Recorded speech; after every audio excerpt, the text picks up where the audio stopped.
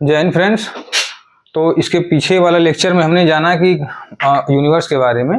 तो लघु आकार के ब्रह्मांडीय पिंड तो जान चुके हैं। अब जानेंगे कि मध्यम आकार के ब्रह्मांडीय पिंड होते क्या हैं और लघु आकार के ब्रह्मांडीय पिंड में किन को शामिल किया जाता है। तो मध्यम आकार के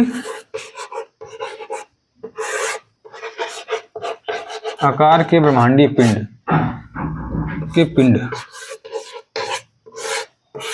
तो तारों और ग्रहों से भी बड़ा तंत्र हमारे ब्रह्मांड में पाया जाता है।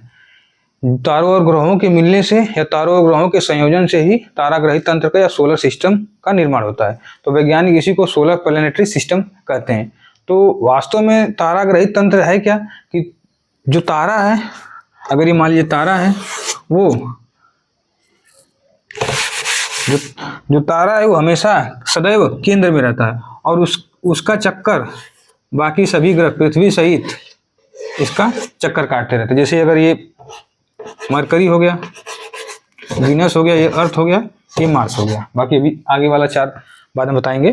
तो तारा ग्रही तंत्र में होता क्या है कि ये अगर मान लीजिए कोई तारा केंद्र में है तो इसका चक्कर, इस तारे का चक्कर पृथ्वी सहित सभी ग्रह चक्कर काटते हैं। तो वास्तव में क्या इस चक्कर काटते हैं, इसके पीछे क्या कारण है, इसके पीछे मतलब क्या लॉजिक है कि चक्कर इसको भी तो इसको काटना चाहिए, लेकिन ये सभी इसका चक्कर काटते हैं, क्यों? तो क्योंकि एस्ट्रोनॉमी में सबसे मतलब मोस्ट कंसेप्ट यही है कि अगर इस चीज को आप समझ ले जाएंगे या समझ लेंगे तो आपको ये एस्ट्रोनॉमी आपको बहुत आसान लगेगी। और चूंकि आप जैसे ही मैं सोलर सिस्टम में कोई आगे फैक्चुअल चीज बताऊंगा तो आपको रटना नहीं पड़ेगा, वो आपको अपने मतलब समझ से ही उस क्वेश्चन को सही कर ले जाएंगे। ठीक है, तो आइए हम जानेंगे कि क्या कारण है कि सभी ग्रह अपने सूरज का चक्कर काटता है। तो अगर मान लीजिए मैं एग्जांपल के तौर पे दे रहा हूँ कि पूरे ब्रह्मांड में या सोलर बाइनरी सिस्टम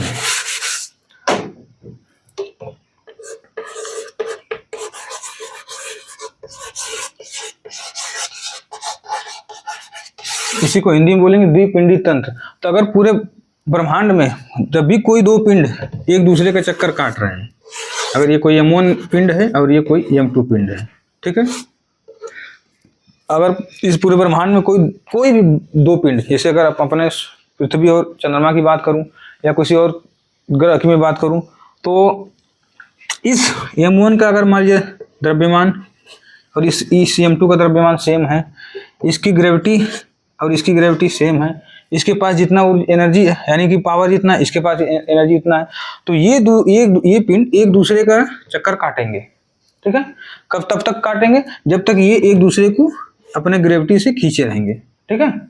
अब लेकिन ये दोनों पिंड एक दूसरे का चक्कर काट रहे हैं, मास भी सेम है, इसका भी मास सेम, ग्रेविटी भी सेम है, इसका भी ग्रेविटी सेम है, फोर्स भी उसका सेम है, इसका भी फोर्स सेम है, तो तब तक ये चक्कर काटते रहेंगे, यानी ये जब तक एक दूसरे को आपस में ग्रेविटी के कारण खींचे रहेंगे। लेकिन ये एक दूसरे का चक्कर काट रहे हैं तो इन दोनों के बीच जो कॉमन सेंटर ऑफ ग्रेविटी है, अब ये दोनों पिंड इस कॉमन सेंटर ऑफ ग्रेविटी के चक्कर काट रहे हैं, ना कि ये इसका चक्कर काट रहा है ना कि ये इसका चक्कर काट रहा है, क्योंकि इन दोनों का मास सेम है, इस वजह से ये दोनों का कॉमन सेंटर ऑफ ग्रेविटी कहाँ इनके बीच में आ गया है। ठीक है, मैं इसको एग्जाम्पल के तौर पर आपको समझाता हूँ। ठीक, जैसे अगर मान लीजिए कोई बचपन में हम लोगों ने गेम खेला होगा, तो जब आप अपने मित्र का हाथ पकड़ते हैं ऐसे करके और आपका मित्र आपका हाथ पकड़ता है, तो जब दोनों मित्र एक दूसरे का हाथ पकड़ के खींचते हुए एक बार फर्स्ट राउंड गोल गोल घूमने का प्रयास करते हैं, तो दूसरा राउंड, तीसरा राउंड, चौथा राउंड, जाते जाते कई चक्कर मतलब 8-10 चक्कर के बाद जब राउंड में आते हैं तो आप देखेंगे कि दोनों मित्र एक दूसरे का गोल गोल घूम रहे हैं। तो वास्तव में जो गोल गोल घूम रहे हैं तो वो दोनों मित्र अपना चक्कर नहीं काट रहे हैं, उस कॉमन सेंटर ऑफ ग्रेविटी, यानी जो अगर ऐसे करके घूमेंगे तो ये जो कॉमन सेंटर ऑफ ग्रेविटी है वो अपने दोनों जो मित्र हैं वो एक दूसरे का वो कॉमन सेंटर ऑफ ग्रेविटी उनके बीच में आ गया है, इस वजह से वो दोनों इस कॉमन सेंटर ऑफ ग्रेविटी का चक्कर काट रहे हैं। ठीक, लेकिन अगर मान लीजिए मैं अपने मित्र जो आपने अपने मित्र के स्थान पे छोटे बच्चे को रख लीजिए, आप चूंकि होगा क्या कि अब छोटा बच्चा आपके तुलना में उसका वेट भी कम है, ग्रेविटी भी कम है, फोर्स भी कम है, एनर्जी भी कम है, और आपका उसके तुलना में फोर्स भी ज़्यादा है, ग्रेविटी भी ज़्यादा है, एनर्जी भी ज़्यादा है, तो कि अब उसके तुलना में कई गुना आपके पास एनर्जी सब कुछ ज़्यादा है। ठीक, तो अब जैसे आप वो छोटा बच्चा आपका हाथ पकड़ेगा और जब आप उसका हाथ पकड़ेंगे और जब एक दूसरे का हाथ पकड़ के first round, second round, third round जब गोल गोल चक्कर घूमेंगे तो आप देखेंगे कि वो जो छोटा बच्चा है उसका पैर ऊपर उठ जाएगा। तो होगा, आप क्या देखने, अब ऑब्जर्व करिएगा कि वो जो छोटा बच्चा है वो आपका चक्कर देखने में लगेगा कि वो आपका चक्कर काट रहा है। तो वास्तव में क्या जो कॉमन सेंटर ऑफ ग्रेविटी था, ये कॉमन सेंटर ऑफ ग्रेविटी था, वो आपके केंद्र में चला गया। इस वजह से देखने में ये लगता है कि वो जो छोटा बच्चा है वो आपका चक्कर काट रहा है, जबकि वास्तव में है क्या, वो छोटा बच्चा उस उभयनिष्ठ बिंदु या कॉमन सेंटर ऑफ ग्रेविटी है उसका चक्कर काट रहा है, और आप खुद भी उसी कॉमन सेंटर ऑफ ग्रेविटी का चक्कर काटेंगे। ठीक है, तो है क्या कि अगर मान लीजिए सूरज है, ठीक, अब ये बुध है, ये शुक्र है, और ये पृथ्वी है, और ये मंगल है, अगर मान लीजिए, ठीक, तो ये मरकरी, वीनस और अर्थ। तो आप देखेंगे कि इनके तुलना में ये जो सूरज है इसके पास ग्रेविटी ज़्यादा है, मास ज़्यादा है, और न जाने कितना, बहुत इसके आकार में भी बहुत ज़्यादा बड़ा है। तो आप देखेंगे कि अब इन दोनों का जो ग्रेविटी है, अपने इस ग्रेविटी के कारण ये इन सभी का जो कॉमन सेंटर ऑफ ग्रेविटी होगा कहाँ चला जाएगा, सूरज के केंद्र में चला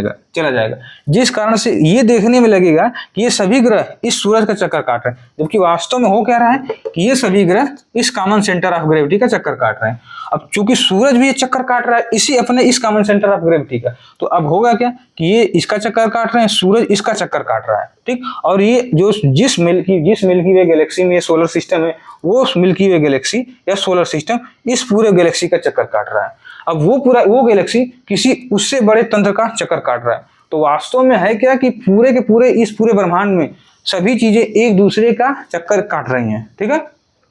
अब लगे याद, इसको मैं आपको बता दूंगा, सेंट्रीपिटल फोर्स और सेंट्रीफ्यूगल फोर्स। अगर मान लीजिए जब दोनों मित्र अब एक दूसरे का हाथ पकड़ के चक्कर काट रहे थे, तो अगर मान लीजिए अचानक आपने अपने मित्र का हाथ छोड़ दिया, तो अब क्या, जैसे ही आप एक दूसरे का चक्कर काटते हुए हाथ छोड़ेंगे तो क्या एक दूसरे के साथ टक्कर लग जाएगा, या आप दोनों लोग एक दूसरे के दूर चले जाएंगे। तो जैसे ही आप हाथ छूटा तो अब एक दूसरे से दूर फेंका जाएंगे, ठीक, दूर चले जाएंगे। तो अब ये जो बल उत्पन्न हुआ किस कारण से उत्पन्न हुआ कि जो केंद्र, जब तक आप एक दूसरे का चक्कर काट रहे थे तो कॉमन सेंटर ऑफ ग्रेविटी बीच में था, तो जो सेंटर में था तो सेंटर में लगने वाला बल को कहेंगे सेंट्रीपिटल फोर्स, यानी कि अभिकेंद्री बल, सेंट्रीपिटल फोर्स, यानी केंद्र की तरफ, कि केंद्र के पास, इसको बोल देंगे पास, याद करने का कि जो केंद्र की तरफ बल लग रहा है, जो एक दूसरे के खींचे हुए हैं, उसको बोलेंगे केंद्र के पास, पी से पास समझिए। और जो जैसे ही आप अपने मित्र का हाथ छोड़ेंगे तो वो अपने से एक दूसरे से दूर चले जाएगा। या एग्जाम्पल के तौर पे अगर मान लीजिए अगर एक रस्सी है और उसमें मैं एक छोटा सा पत्थर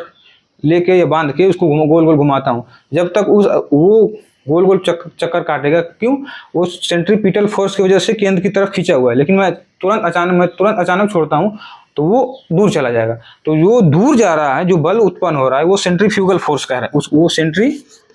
सेंट्रीफ्यूगल फोर्स के कारण,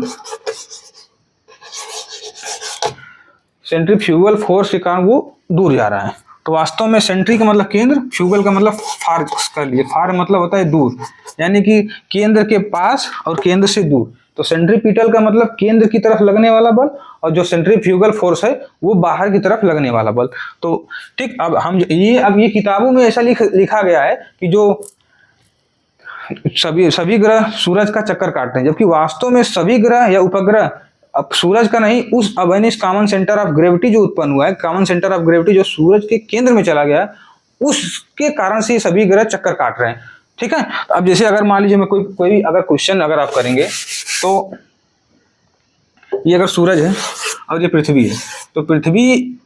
का जो उपग्रह है यानी हमारा चंद्रमा, यानी अर्थ है और ये मून है और ये सन है, तो वास्तव में कायदे से तो इस नियम के हिसाब से इसको इसका चक्कर काटना चाहिए, लेकिन ये इसका चक्कर काट रहा है। अब देखिए, चूंकि आप इसकी जो दूरी है 3,84,400 किलोमीटर है, और जबकि ये सूरज और पृथ्वी के बीच की दूरी 15 करोड़ किलोमीटर है, तो अब चूंकि इसका और इससे, यानी इसकी दूरी और इसकी दूरी, अब इसकी दूरी बहुत कम है और इसकी दूरी इससे बहुत ज़्यादा है, जिस कारण से ये अपने ग्रेविटेशनल फोर्स के कारण इसको अपने तरफ खींचे रहता है, ठीक है। और ये ग्रेविटेशनल फोर्स इसको खींचा रहता है, जिस कारण से ये इसका डायरेक्ट चक्कर नहीं काट पाता है। चक्कर ये भी काटता है इसका, लेकिन पहले इसका चक्कर काटेगा, फिर ये इसका ऐसे ऐसे करके चक्कर काटेगा। तो वास्तव में जब सोलर सिस्टम में आगे पढ़ाऊंगा या आगे बताऊंगा तो आपको एक भी कंसेप्ट इससे या एक भी सवाल गलत नहीं होगा, ठीक, ये मैं आपसे वादा करता हूँ। ठीक है, तो अब यहाँ तक सोलर प्लैनेटरी सिस्टम को बारे में इस वीडियो में हो नहीं पाएगा, क्योंकि अब लिमिटेशन है, 12, 13, 14 मिनट से ज़्यादा वीडियो नहीं बन पा रहा है। ठीक है, तो अगला मैं नेक्स्ट वीडियो में मैं आपको सोलर प्लैनेटरी सिस्टम यानी सौर मंडल मैं आपको बहुत अच्छे से समझाऊंगा। ठीक, क्योंकि आप मेरे समझाने के पीछे का ये था कि सभी ग्रह चक्कर क्यों काट रहे हैं। ठीक है, धन्यवाद।